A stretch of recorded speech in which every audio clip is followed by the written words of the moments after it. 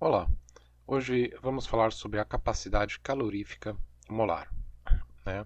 Vimos até agora que a energia interna é definida apenas pela temperatura. Podemos escrevê-la tanto em termos do número total de partículas ou do número de mols.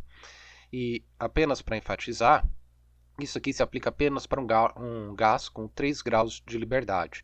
Isso porque veio lá da teoria cinética, esse fator 3, que considerava as 3 direções de movimento translacional, né, de energia cinética translacional. Isso se aplica para gases monoatômicos, portanto, tipo hélio, argônio e neônio. Mas daqui 2 aulas vamos ver como tratar outros gases que não monoatômicos, tá?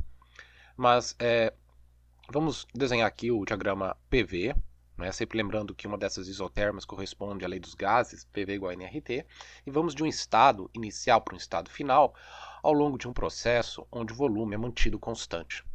Ou seja, indo de uma isoterma para outra, estamos aumentando a temperatura.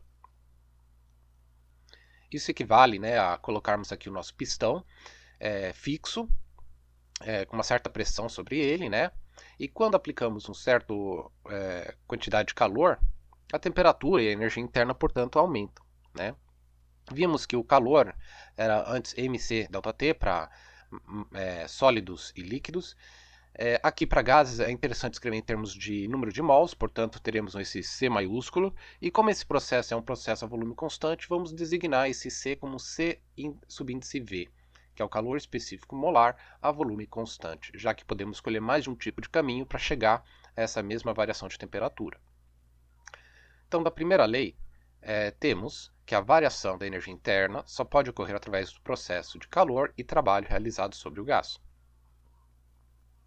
Como neste caso o volume é fixo, não há variação de volume, portanto não há trabalho realizado.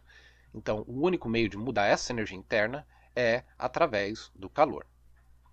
Sabemos o valor da energia interna e, portanto, podemos eliminar aqui o ΔT, número de mols, e determinar quem que seria esse calor específico molar a volume constante, resultando em 3 meios de R, que equivale a aproximadamente 12,5 joules por mol Kelvin. Sempre lembrando que isso aqui é para o gás monatômico. Então, se a gente sabe o valor de CV em termos da constante dos gases, também podemos escrever a variação da energia interna, que depende apenas da temperatura, em termos do CV.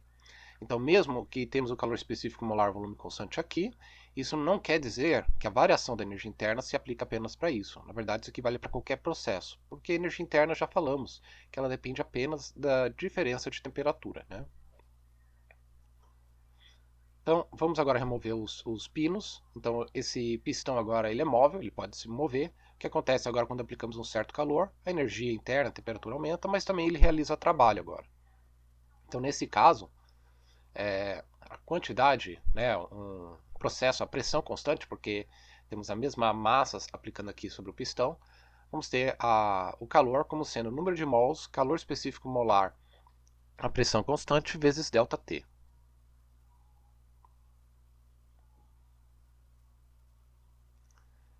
Então vamos aplicar novamente a primeira lei, onde a variação da energia interna ela só pode ser alterada através de energia por calor ou trabalho.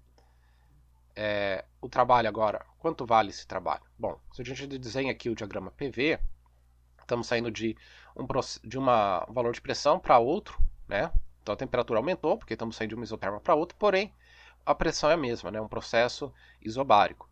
E a área aqui debaixo dessa curva é o trabalho realizado sobre o gás, né? O negativo da área. Nesse caso a pressão é constante, então fica P dV. Então escrevendo temos esse calor, número de mols, Cp, ΔT, e esse trabalho que vai ficar menos P dV.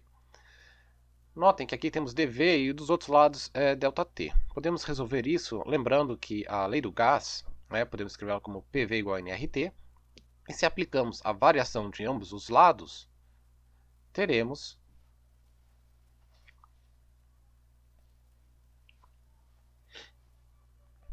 e nesse caso como a pressão é constante, a pressão sai para fora, né, regra da cadeia, aqui número de mols constante dos gases também, temos essa relação aqui.